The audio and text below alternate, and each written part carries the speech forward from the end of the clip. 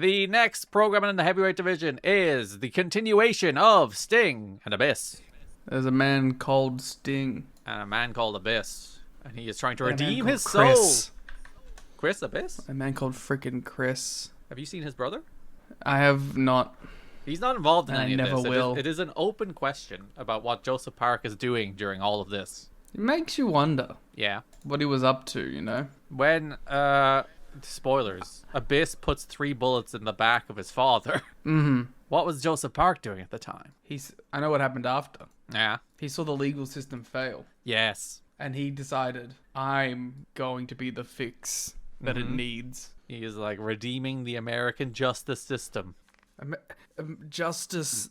Well, fuck, there's a thing here, because his old name was something Justice, wasn't it? Oh, it was just Justice. Yeah. Yeah. Do you think that's where the lawyer shtick comes from? Maybe. Is that crazy? Is that a crazy reach? That, yeah, he was called Justice, and then he was called a lawyer. Yeah. Yeah. I mean, like, if it is a reach, what are the odds, you know? Yeah.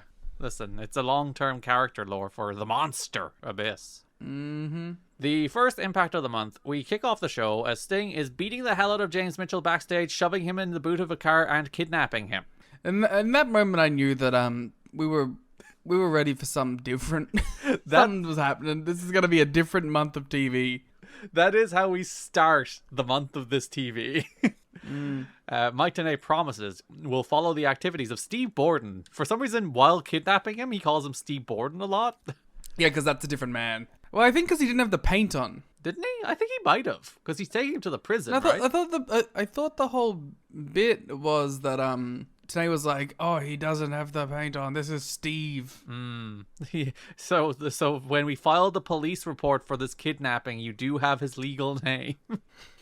Like maybe he didn't have it then, and then he put it on later. Maybe. Later in the show, Abyss is walking around screaming backstage because James Mitchell has been kidnapped by Steve Borden. Which makes me wonder. Yes. Do they arrive at the same time?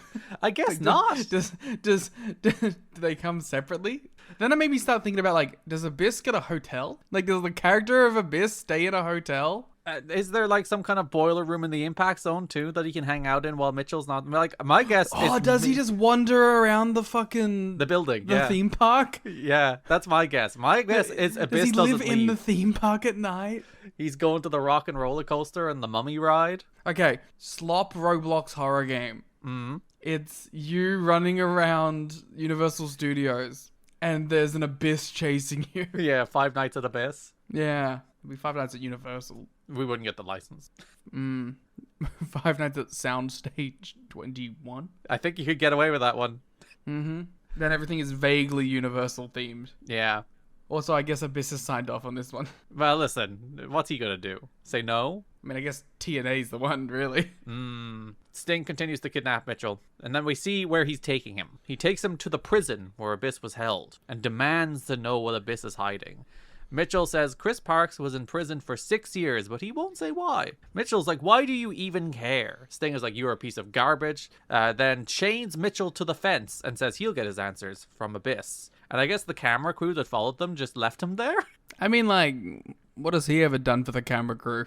I guess give them employment, because he's always like, oh, I'll do promos backstage. They wouldn't have jobs without that. They wouldn't need to record anything else. Yeah, maybe he does add to their workload. You're right. I don't know. Then I wondered, how did he get out at all? Well, I don't think he's on the rest of the show. But yeah, the next week is he not just still chained? I guess some prison. That's what I'm saying. At some point, did they send someone out to get him? Or is the next day when the prison staff come in and see someone chained to a fence? Are they like, all right, we'll let that random guy go because we don't know he's the devil? Or I guess the prison's in Florida. Yeah, it'd be really awkward if it wasn't. Sting would have had to drive him very far. I'm gonna drive you across state lines. I believe that would make it a federal crime. And then that is federal. So later in the show, Sting returns to the Impact Zone and he calls out Abyss. He asks Abyss to reveal what he's hiding. Why was he in prison? He hands Abyss a microphone. Abyss looks like he might talk, but he can't do it. Sting then tries to bully it out of Abyss. Yeah, he starts to abuse Abyss. He backs him into the corner and prods him with his bat, and he's like, tell me Abyss, tell me what the secret is. I don't get how any of this is meant to make Sting look good. I do think this one is a deliberate choice where he's like, he almost becomes more like Mitchell trying to get it out of him. But like the whole time, he's just kind of an asshole. It's just two dudes abusing this guy. Yeah, like the end of this should be Abyss doing the classic, I'm going with none of you, I'm my own man. Mm-hmm. Sting says, it's probably public records, I'm just going to find out. Which again, this has been like 2 months of Yeah. some deep dark secret. And now we're just like, maybe I'll Google his fucking name. Yeah. Maybe I'll ask Jeeves this shit. And Jeeves apparently fucking knows. Yeah. And then Abyss is screaming, no! But he's really fucking... this is stupid. Like, let's not pretend for any moment that this is like good. Yeah. I think the segments are entertaining, but like the whole through line of this storyline is utter shit. Yeah. Yeah, it is. It's like, what does any of this have to do with the pro wrestling show? Because he wants to redeem his soul, Liam. Does that not make you invested in the pro wrestling character? It's so funny because it's like some stupid like WWE, like this is true sports entertainment. But it's just like they have like no budget, so they can't do like crazy shit. So it's just, I guess, the worst version of sports entertainment, which is we're just gonna exposition it. Like there's an obvious inspiration. It's like Russo came back and he's doing Kane and Undertaker shit with Abyss. Like that is what he's doing. He's doing like that. Well, he's doing Katie Vick. I guess, but like the idea, like the Kane Undertaker stuff, it's like, oh, our family burned in the house and you burned that, whatever that story actually was. Like it's the same thing here, really. Well, like except that's with the Abyss. whole the whole Katie Vick thing was what, like, I know a deep dark secret about Kane. It's the worst thing he's ever did. Like it's the exact story. Yeah. So Vinny Ruin. So you know when you have the opportunity to rip off the most like hated storyline in pro wrestling, especially in that era, you gotta do it. That is a fun look into the Vince Russo psyche of that. Like he thought that shit was awesome. Yeah. That he's like, we got to do that shit again. You know what would have made this deep dark secret in his past better? If Abyss like started cutting a promo and it was an awesome story about how he got awesome roadhead and crashed his car and killed the girl instead. Yeah, sure. If it was like a really awesome segment and it just sounded like, and he was like the cool guy because he got awesome roadhead about it. Yeah, but then he crashed the car and then he became Abyss. Yeah, that would be a better story. instead of Sting being like, you shot a man 3 times and then you were getting roadhead, Abyss, and you crashed your car and you pulled that woman into the front seat. It would be funny that Sting would have to be the person to deliver that information. And Sting's like cool with it because Yeah. he's like cool about shooting this dude. He's like, you must have had your reason.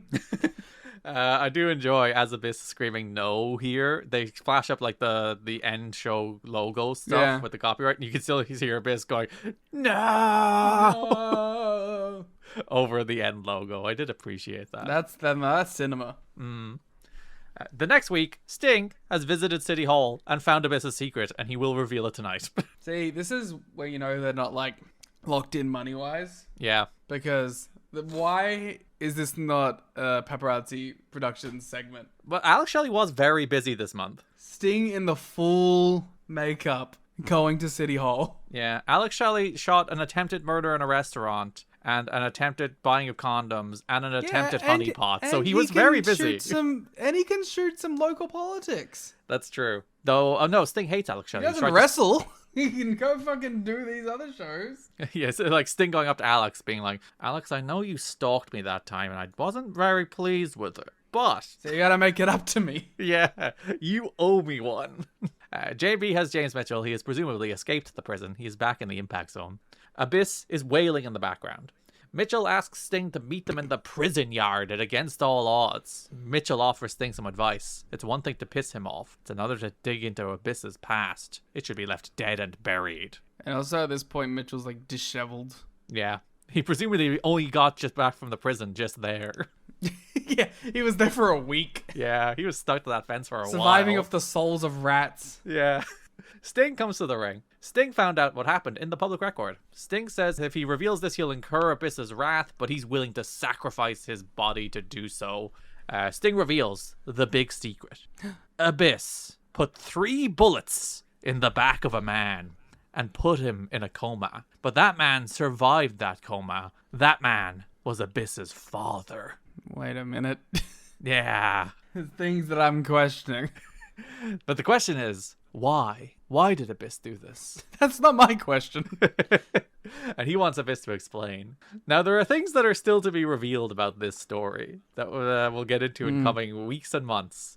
My question is, why wasn't that also in the public record? That he was alive? But, like, surely the name of the Abyss's father should be... Well, like, it might have been there for anonymity. It could have been sealed. So it was redacted? Maybe. And that would explain perhaps why his father fucking hates him. His father does seem to only treat him as a human meatball for suffering. That's a good bit, to be fair. He's like, okay, you shot me 3 times in the back. I'm going to abuse you for the rest of your fucking life, man. Yeah. You're going to be my human cockfighter. Just like Alex Shelley and Sting, he wants his retribution. I think he got it like 100 times over at this point. Abyss has been mutilated enough. Abyss runs out with his hands on his head. He brawls with Sting in Wales. In Wales? Yes, in Cardiff, actually. Wow. Abyss chokeslams Sting through a table on the floor, and they brawl to the back. We then cut to the famous shot, one that you would have seen on YouTube back in the day, where they brawl to the back and they cut to Mike and Dawn, and they're looking down, and you can see their formats on the table as they say, Sting and Abyss, they're heading outside of the impact zone. We've got to get a camera out of there. Hurry, man. Hurry, get the cameras out there. And their delivery is very stilted, and it's not very organic. So for years, this was a moment people would be like, TNA even script their announcers. It's so overly scripted that they script the announcers. It's like, bro, they were looking at their monitors. This is stupid because I didn't even notice any of this. Yeah, well, like I was keenly attuned to it because I would have seen this over and over again. But I know, I'm saying like that you only know of it because it was an issue that someone made up at some point. Like I am a viewer watching it for the first time and did not notice a single second of it. I just love the idea that like Vince Russo writes all of these segments on TV. That these TV shows that have these 1 hour TV shows that have like 35 segments on them. He writes all of these episodes and also scripts every word Mike Tenay and Don West says in reaction to them. Yeah, it's also like goddamn you people have never seen a format before. Yeah, and like they're obviously not looking at the format; they're looking at the monitor. Yeah, where it has the words that they meant to say on it. So this is the famous scripted announcers moment that people would harp on for years. I don't know if this is famous. Well, it was at the time. There was this and the moment that Christian hit his own head off the apron. Those were the two like moments you would see a lot. See, that one I know. Yeah. That one's 100% a classic, but... So yes, they brawl to the back. Mitchell throws a fireball in Sting's face, and Sting is taken away by ambulance. I would have thrown the fireball in his face before he did the reveal. I would have thrown it at his dick. Well, all right. He's already had kids, so you know. That would have taken him out. Let's kill the generations of Stingers. February 1st, we show footage of Abyss catching up with the ambulance last week. He opens the door, but Sting was gone, and all that was left behind was the bat. I do love the idea. They threw a fireball in his face. He was taken away by ambulance, and then they're like, we got to do more damage. Let's chase the ambulance. And then they found him, and he wasn't there. And also they're just like, fuck, this is annoying. 7 people have died because we couldn't go and get them. Yeah. All the time that we spent picking up this ambulance call could have been spent on other people. That's true. Someone in Orlando died that night because of Sting and his theatrics. You know, I'm going to start cancelling wrestling shows for running ambulance angles. Yeah, that's fair. And wasting precious resources. Yeah, public services being devoted toward wrestling storytelling instead of helping people. Abyss and Mitchell are walking in the car park. Mitchell says it's time to drive a stake through Sting's heart. He's like, I can smell Sting. That's He's Vampiro. I don't know why it's Vampiro. Why is it Vampiro? Driving a stake through his heart. Doesn't do anything to Sting, but it will kill Vampiro. Why? You see, vampires traditionally are killed when a stake goes through their heart. You know what's funny? Despite his name being Vampiro, I've never been like, yeah, vampire. What do you think vampiro means? Well, like, if I thought about it, I'd be like, of course it means vampire. But also, he never, like, acts like a vampire. He used to drop blood on people. Well, he usually missed, though. That means nothing. The intent is what it is. That's fair. Does he wake up in coffins? I guess Just he has now casket learning matches. into big 2026 that Vampiro is a vampire. Yeah. I don't think he gives off strong vampire energy. I think you're very wrong about that. Like, he just wears face paint. He needs to try harder. Yeah, I think there's been many Vampiro eras where he's looked like a vampire. Mm. He was a vampire pope. Why was he giving blood to people? He just had so much extra. That's true. He sucked a bunch out. Well, my Gangrel did it. Gangrel is he's a obviously vampire. Yes. Oh, okay. Because he has the teeth. And he did the blood thing. But he literally walks out and drinks blood. That's obviously a vampire. Yeah, Vampiro is more of a real vampire. I've never seen Vampiro drink blood. Gangrel drinks blood. What about Kevin Thorne Obvious vampire. and Shelly Martinez? Less obvious, but probably. She also has the teeth. But then she didn't have the teeth, so I think she got cured. Wow, cured? She got her soul... That's problematic. She got That's her... problematic. That That's is problematic. That is problematic to the vampire community. Yep. Don't you treat that like a burden. Are they all of the wrestling vampires? There is a surprising number of them. Has there ever been like a lucha vampire? That seems like it would be cool. I mean, I'm sure that... Yeah, Vampiro, you asshole. No, but like a proper one with a mask. Wow. Oh, he's not a vampire enough for you. No, he's not. Literally, he's not. I want somebody cool with a mask who comes out wearing like a cool collared gimmick. Looks like a vampire. 6 vampire gimmicks according to this article. Hell yeah. Does it include Vampiro? Yes. Fuck. I would have been so vindicated if it didn't. Of course it does. He's like one of 3 notable ones. No. To be fair, did he do many vampiric acts other than the blood?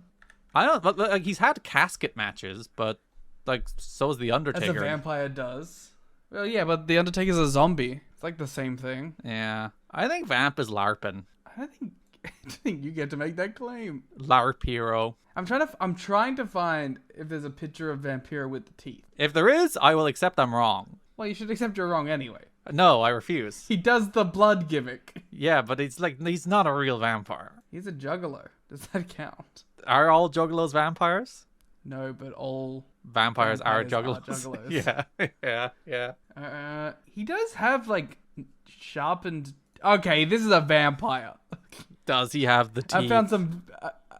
I found some very vampiric pictures of him. Mm. He has sharp teeth. I think he might have like sharpened them like shoot. Show me these pictures, I will determine. These are actually a great pictures. Shout out to wcwworldwide.com. Yeah. I'm looking. There's a few of them. These are great pictures. Shout out to people scanning shit. Probably from magazines, right? Shout out to magazines. Too bad they're dead. Yeah, they should bring them back. They're great for keeping photos alive. He seems very happy in these pictures. He's clearly recently drank blood, if he's a real vampire. Well, he's with a woman. Yeah. A woman. She a vampire? I think that is the implication of these photos. I saved like 8 of them. And you've sent me none of them.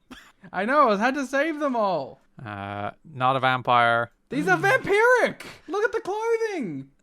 I'll give you the clothing. The rest, he looks more like a clown than a vampire, if I'm honest. That's fucked up. That's just him. Like if you told me this, like if Jake Lee dressed like this, I would say, yes, that's just This Jake is Lee. the Jonkler. Like this is a Jake Lee gimmick. This is a juggalo. This is not a vampire. I'm sticking to... This is a vampire. There's bats! Listen, There's bats! that is a magazine editorial decision. No, because he's meant to be like a hot vampire who like fucking mind melds people. I'm sorry. Is Batman... Also, he's showing teeth! Is Batman a vampire? What do you mean? Batman has bats. We don't call him a vampire. He has been a vampire. But not in the current Batman. He's not a vampire because he has bats. I know, but they're often joined together. They are, but that's not mutually exclusive. And it's not related. Two can play at this game. That's true. He is doing like an obvious Lost Boys thing, right? Yeah, that's what I was trying to think. It's more of like a Lost Boys like kind of vampire. Yeah. That is the obvious inspiration. I don't speak Spanish, so there might be more obvious. Sorry, can I read you the first line of this magazine interview? Are you gonna say "este un a vampiro moderno"? No, I'm going to read you the actual translation. Okay. He does not drink blood, Not a vampire. eat blood sausage tacos, Not a vampire. and doesn't wear a cape. Not a He is vampire. the modern vampire. Tall, dark, charismatic with women, and brave against his opponent. His real religion is vampirism. He became one in England, pushed into it by a good friend during his stay in the British island. It is Vampiro Casanova, the Canadian wrestler, soon to be Mexican, at 6'6" and weighing 253 pounds. Fuck you. Literally proof that he is a canonical vampire. Modern vampire. He became one in England. Modern vampire. Pushed into it by a good friend during his stay in the British island. They say modern vampire. A quote from Vampiro.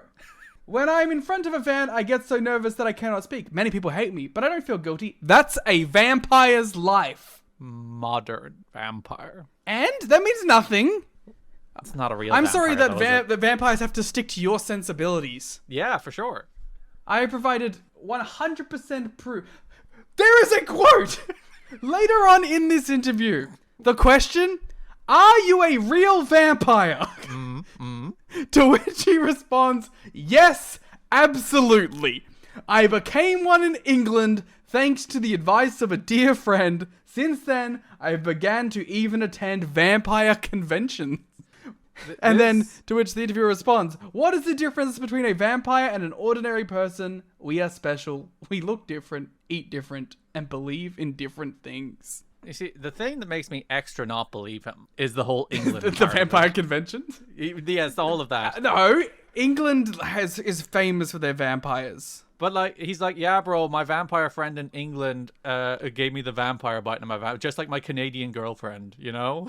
Like, He is I was- Canadian. well, yes, but if you know what I mean. Yeah, but like, this unnamed person in England made me a vampire, bro. Believe me, bro. Bro, I just admit that you were wrong, that he's a shoot vampire. If he had named the person, I'd be more inclined to, because then I'd be like, I can track the He has lineage to of protect their vampire. anonymity. Then they will be hunted down. Oh, he doesn't have any problem with that. Yeah, because wants to be a famous wrestler. Who is she? Take it back. Take it back. No, he's Jake Lee.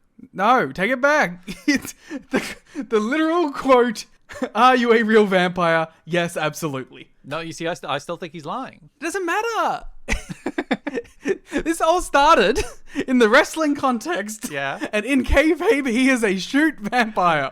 So fucking admit it. No, but it sticks to my problem the whole time, in that I feel he is just putting on the appearance of a vampire. He's not actually like a vampire. Yeah, okay. If you think he's laughing at it's fine. Yeah. The character is meant to be a vampire. All right. Admit it or I walk. Fine. God damn it. Glad we settled that one. And we have a YouTube clip. Is Vampiro a vampire? Is the Great Muta a vampire? Hmm. No, he's like a demon or an alien, depending on the day. Yeah. He's a demon in many ways, depending on the day. Hey, yo. James Mitchell is like, I can smell Sting. He's here. Let's go find him. Weird. Weird guy. Well, yes, it's James Mitchell. James Mitchell, I'm gonna say it, not a good bloke. Mitchell comes to the ring. There are some prop pillars with barbed wire and sirens around ringside. There are also siren lights on the posts. Mitchell says he made Abyss world champion, and then Sting meddled and Abyss lost the belt. And that's a real asshole thing to do. And also, that's accurate. Like, he's just right. And then he reveals Abyss's deepest, darkest secrets, and now Abyss is worse than ever. Why would he ever listen to Sting?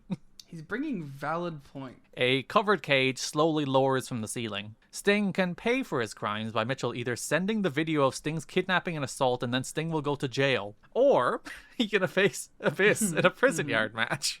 These are Sting's choices. Which one would you pick? Jail. Yeah. I would try the legal system. I know a good lawyer. Chris Parks. Are you sending me more vampire pictures? No, this website's cool. Oh, he said he's found cool Muda pictures. Yeah, they're cool, like, high-quality Muta pictures. From magazines. Mitchell reveals an empty cage behind him. He's waiting on his answer. Sting's music hits. He's up in the rafters, and he's wearing an Abyss mask. How do we know that's not Abyss? That's true. He's just lost a lot of weight. I've got mask blindness. Yeah, you just see the face. Is Sting a vampire? That would explain the dramatic personality shift and the love of heights. Wait, there is one more wrestling vampire. Yeah. Shayna Baszler. Oh, she does drink blood. She was a vampire for like 6 months. Yeah, she did more vampire shit than Vampiro ever did. Well, again, I think you're really undervaluing the blood dump. Again, why would vampires just give away? A real vampire would never give away that much blood. That's a good supply. I'm just saying, maybe it was just part of the deal. Maybe that was part of the plan. Yeah. He's What were you gonna say? It said it in the fucking thing. It specifically asked him if he was a vampire, and he said yes. Okay. So here's the name who made it. Was it Matt Stryker? We can probably get him to respond. It's not Paul White, but... Oh, Paul didn't respond yet. We're a day later recording from the first half, and Paul has not responded. Yeah. Because Vampiro doesn't ever say that the friend was English, just that it was in England. No, he was probably from freaking before times. Before there was countries? Yeah. Okay. I've sent you another Vampiro picture. Let me judge this one. That is There is more... human skulls. I will say it's more demonic than vampiric, but it's closer to vampire than... Before he was too modern. Now he's too fucking gothic. I was gonna say... Just admit you're biased. It's closer than the clown photos. Not fair. Vampiro can't win. Not to you. The opening match of the go-home show was Abyss versus Chase Stevens. Don West points out to us the Chase is still wearing the newly franchised Naturals tights, and there's apparently been a story on Explosion that Shane Douglas is trying to get them back. What the fuck? Why? Because he's done with them. Yeah, but you'll need to cover that one for us. Yeah, eventually when we get those episodes up. Yeah, but apparently he's like, hey, I bought you those pants, give them back. Oh, wait, he wants the pants back? I thought he wanted the Naturals back. Yeah, he just wants the tights. What the fuck? That's an explosion-ass storyline. He's just like, hey, listen, I'm done with you, but give me the pants. You're not allowed to wear the pants. You're not the newly franchised Naturals anymore. I really thought that was not what you meant. Yeah. Oh, God. Abyss debuts his new red mask here. I like the red mask. So do I. We were talking about this on the watch-along on TNAchat.com, but it annoys me that all of the Abyss video game stuff is like shitty Immortal 2011 Abyss instead of like cool early Abyss. Yeah, or the South Park Abyss. Sorry, which one's the South Park Abyss? The one where he's in like the uniform. Oh, like the prison uniform? Yeah. The big white Abyss? Yeah. Abyss. The Great White. Abyss wins with the Black Hole Slam, and then shock treatments Andy Douglas. So we do see some Naturals. They don't wrestle. Shane Douglas comes out and he's stopped by security. Sting appears on screen in Abyss's mask. He accepts the prison yard match, says Abyss has been hiding through this mask too long, and warns James Mitchell that against all odds will be end times. Click, boom. Later in the show, you would think that's like the go-home segment, but no, we got another. The prison set is back. Sting asks to bring the cage down. The crowd are responding to Sting with something, and then there's a cut. So I don't know what happened, but the crowd are chanting something. I can't quite hear it. And then there's like Sting goes to turn to address them, and then there's like an edit. So like he either got gotten to or Sting just said, "Shut the fuck up." I'm trying to do my dramatic cinema promo here. Come on. They were saying fire Russo. Well, fair. He reveals the cage. Mitchell is in it. He's kidnapped him again. You gotta stop doing that. Sting says Sunday Against All Odds will be the last time we ever see Mitchell because he is going to kill him. He's gonna murder him. He's gonna end his life. Mike Tenay responds to that by immediately saying, "Did you hear that? Sting said Sunday Against All Odds will be the last we see Mitchell." And yeah, I did. Which is, like, it's a new thing the announcers are doing, which is nearly certainly at, like, the direction of Russo, in that, like, every time there's, like, a gap in a promo, Mike and Don will pop in, which, like, they used to do sometimes, but they're doing it a lot more. They will pop in and, like, explain it. WWE isms. It is. It is very, like, baby-brained. You can't understand what's happening in this story, which is, like, it's dense and it's bullshitty, but it's straightforward, you know? The Sting wants to save this man's soul. This man killed somebody, or tried to kill somebody. He survived. Abyss comes out and they brawl. Mitchell chokes Sting through the cage as Abyss kills him with a chair shot against the cage. And then we go to the pay-per-view. Honestly, the choke angle was pretty brutal. Yeah, and I was thinking, like, why did they do the Mitchell segment where he just revealed an empty cage? But of course, it's the setup to reveal where Sting does the same thing here, but reveals Mitchell's in the cage. I was like, okay, that makes sense. Yeah. That is fundamental basic storytelling. Well done. I mean, come on. Yeah, like wrestling doesn't hit that bar very often where they establish the thing so they do a twist on the thing. Usually they just jump straight to the twist on the thing. Yeah. Pay-per-view. JB has Sting. He's still wearing Abyss's mask. He says he's been wearing the mask for the last 10 days, and it's given him a new perspective on Abyss. That's fucked up. Like, that's gross. You have a family. That is true. He's just been walking around the house with his kids in the Abyss mask, being like, hey kids, how you doing? Or at like 8 p.m., kids are in bed. He retires to his office. Yep. Sits in his chair and puts on the Abyss mask and just ponders. Starts answering some emails and thinking in the way of Abyss. Internalizes what it means to be Abyss. You know, the implication being, as a God-fearing man, that he wore the Abyss mask to church. Ooh, how do you think the minister there felt? Sinister. Yeah, do you think they were like attracted to it? It's like, ooh, I could mold that. Yeah, all ministers go after Abyss. Yeah, Sting is Sting an ordained minister? I know he's a man of God. He's done marriages, has he not? Maybe. Is he the true sinister minister? Yeah, that's what's happening here. He's transforming. The Stingister minister? Wordplay. The only way Abyss can move forward is by leaving his past behind, but he's got a devil on his shoulder. He's going to stop Mitchell tonight. He wanted end times. They're here. Click, boom.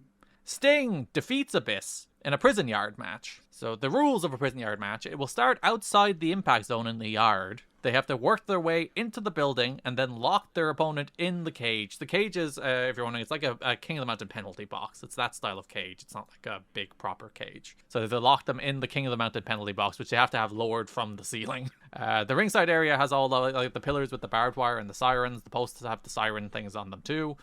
They brawl a bunch in the back for a while. Sting hits a big dive off of a dumpster onto Abyss on a table. This is a reverse lockdown. That's true. You have to enter the cage. Mm-hmm.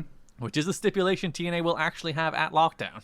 Or they will do like they'll do the guys. They'll do the reverse battle royal where you have to enter the cage and then exit the cage again.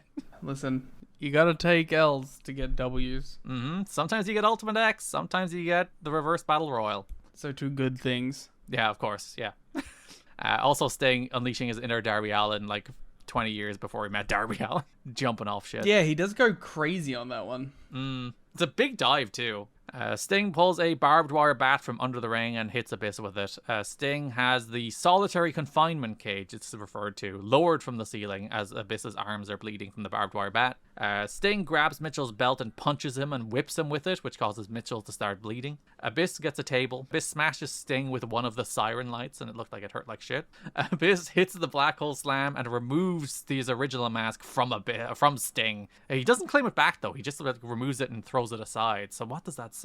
That he's evolved in some way. There's something going on in his head. He's moved forward. He's come to terms with prison. Yeah, he's accepted his past, but now can he move past it? But can he accept his future? Whoa, that's what Sting wants. As a vampire. No! Is Abyss a vampire? No, he's a demonic entity. If anything, he's a ghoul. Lesser demon, maybe? Yeah. Mitchell stops Sting from putting Abyss in the cage, so Sting puts him in Scorpion. Abyss sets up Sting on a table and starts climbing up the penalty box. Sting gets up, hits Abyss with a barbed wire bat mid-climb, puts a barbed wire board on the table, and then powerbombs Abyss off the cage through both, and then Sting puts Abyss in the cage, locks the door to win. And then he tries to choke James Mitchell to death before security pull him off. He promised. He said he was gonna kill him. And he did try. I respect it. He tried to kill the man. Yeah, as a babyface would, he went through with a promise. He wanted to save Abyss's soul, and the only way you can do that is by killing James Mitchell. You should put 3 more bullets in his back. That's true. Sting should get a gun. Sting should get a gun.